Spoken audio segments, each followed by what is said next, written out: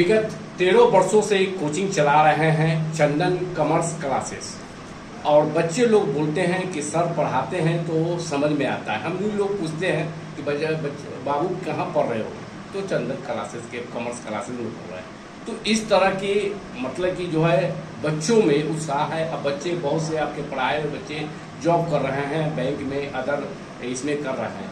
तो किस तरह बच्चे को पढ़ाते हैं छात्र छात्राओं को कुछ समझ में तो ये है कि बच्चों का जो पढ़ाई है, हम लोग सबसे पहले क्वालिटी बेस्ड एजुकेशन पे ट्रस्ट करते हैं। ये सिर्फ ये काम नहीं कि आपका जो सिलेबस है उस सिलेबस को पढ़ा दिया जाए, सिलेबस कंप्लीट हो गई और बात खत्म हो गई, ऐसी कोई बात नहीं है। हम लोग का प्राइम फोकस जो है वो बच्चों के टैलेंट पे होता है, बच्चों के बेसिक कॉन्सेप्ट्स पे होता है, ताकि बच्चों का बेस अगर स्ट्रांग हो जाएगा इन फ्यूचर जब वो बच्चे 11th या 12th लेंगे उसके बाद कि वो किसी भी कॉम्पिटिटिव एग्जाम में जहाँ पर कि कॉमर्स की एजुकेशन की नीड है, ज़रूरत है, जैसे कि आप सीए करना चाहते हैं या बैंकिंग सेक्टर में जाना चाहते हैं, किसी भी प्रोफेशनल कोर्सेज में जाना चाहते हैं, तो वहाँ पे कहीं कहीं बेसिक नॉलेज की ज़रूरत पड़ती है। और वो बेसिक नॉलेज हम लोग देते हैं 11th और 12th में।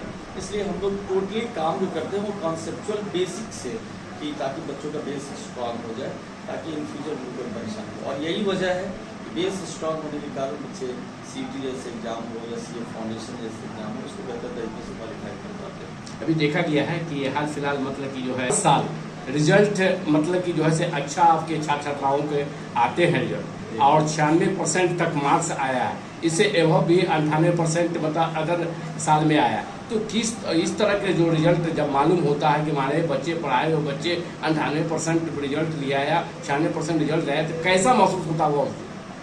देखिए ऑब्वियस बात है, प्राउड तो फील होता है ना। लेकिन इसमें हम एक चीज़ ऐड करना चाहेंगे कि रिजल्ट मेरे हिसाब से बच्चे नो डाउट क्रेडिट देते हैं टीचर्स को, है ना। लेकिन अगर यकीन माने तो बच्चे का रोल रिजल्ट में टीचर से कहीं ज़्यादा होता है, क्योंकि एक ही बैच में कई सारे बच्चे होते हैं। ऐसा तो बिल्कुल नहीं कि सारे बच्चों को 95% या 96% या 98%। तो मेरा सवाल सिर्फ इतना है कि जब same content, same teacher, same board, same syllabus, same पढ़ाई, सेम एग्जाम, सेम पेपर, तो सबका रिजल्ट सेम क्यों नहीं? रिजल्ट में इतना फर्क हो जाता है कि किसी का 98-96% है, किसी का 65% है, 75% है। तो कहीं न कहीं बच्चों का जो अपना इफर्ट है, पर्सनल इफर्ट है, वो ज़्यादा मैटर करता है ना। हाँ ठीक है, हम लोग गाइडलाइंस देते हैं और बच्चों को एक प्रॉपर तरीके से गाइड करते हैं। जहाँ बच्चे डेविएट करते हैं वहाँ पे हम लोग जरूर सपोर्ट करते हैं, बेहतर तरीके से काम करने की कोशिश करते हैं। बच्चों को कहीं भी फ्रस्ट्रेशन हो, कन्फ्यूजन हो, डेविएशन हो, घबराहट हो एग्जाम के टाइम में, हम लोग सपोर्ट में रहते हैं एग्जाम के दिन तक, है ना। तो इसका परिणाम है बेहतर रिजल्ट आता है और अच्छा फील करते हैं हम लोग। अभी देखा गया है कि हमने बहुत दिनों से देख रहे हैं कि छात्र की अपेक्षा छात्राओं मतलब कि जो है कॉमर्स की ओर ज़्यादातर पढ़ने में जा रहे हैं, रुचि लगा रहे हैं। तो क्यों, ऐसा क्यों हो रहा है? कॉर्पोरेट सेक्टर में थोड़ा सा जो फीमेल का जहाँ तक बात है तो फीमेल का वहाँ पर स्कोप ज़्यादा है ना। और फीमेल के अंदर सीखने की टेंडेंसी आज डेट में हम देख रहे हैं कि as compare to male student, है ना, थोड़ी सी बढ़ गई है ना। सीटिंग कैपेसिटी, पढ़ाई पे टाइम देने का, ये थोड़ा सा ज़्यादा है। तो अब क्या है कि कॉमर्स की जो पढ़ाई है उसमें कहीं न कहीं बच्चों को प्रॉपर तरीके से, बेसिक तरीके से काम करने की ज़रूरत पड़ती है, जिसमें कि फीमेल का इंटरेस्ट काफ़ी ज़्यादा रहता है, वो इन चीज़ों को सीरियसली लेती है। दैट्स वाई वो लोग अच्छा सक्सेस कर पा रही है एज कम्पेयर टू बॉयज, ठीक है।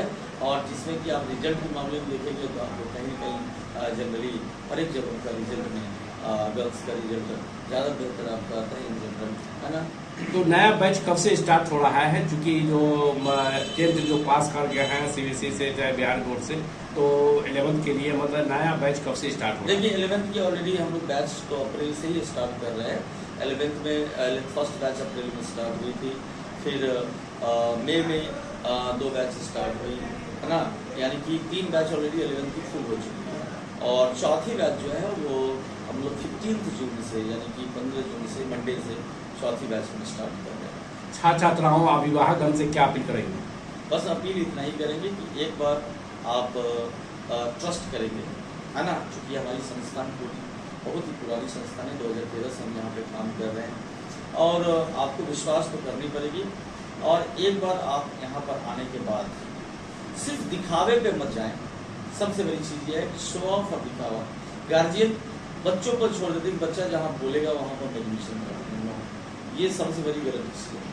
आप खुद समझदार हैं, आप खुद इस पोजीशन में हैं कि आप ये डिसाइड कर सके। डेमो क्लास भी स्टार्ट है जी बिल्कुल बिल्कुल, कि आपने 2 दिन 3 दिन पढ़ कर देख लिया। 5 डेज का डेमो क्लास हम देते हैं कि 5 दिन आप क्लास कीजिए और फिर आप कंफर्टेबल अगर फील करते हैं तो।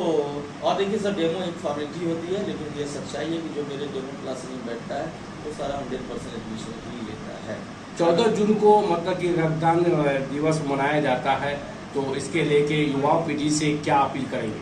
जी, रक्तदान जहाँ तक बात है, ये तो एक सबसे बड़ी दान है ना। इसके लिए स्वस्थ होना जितना जरूरी है उससे ज़्यादा ज़रूरत है भरोसा, कॉन्फिडेंस और हौसले का होना, है ना, और दूसरे के प्रति सेवा भाव का होना।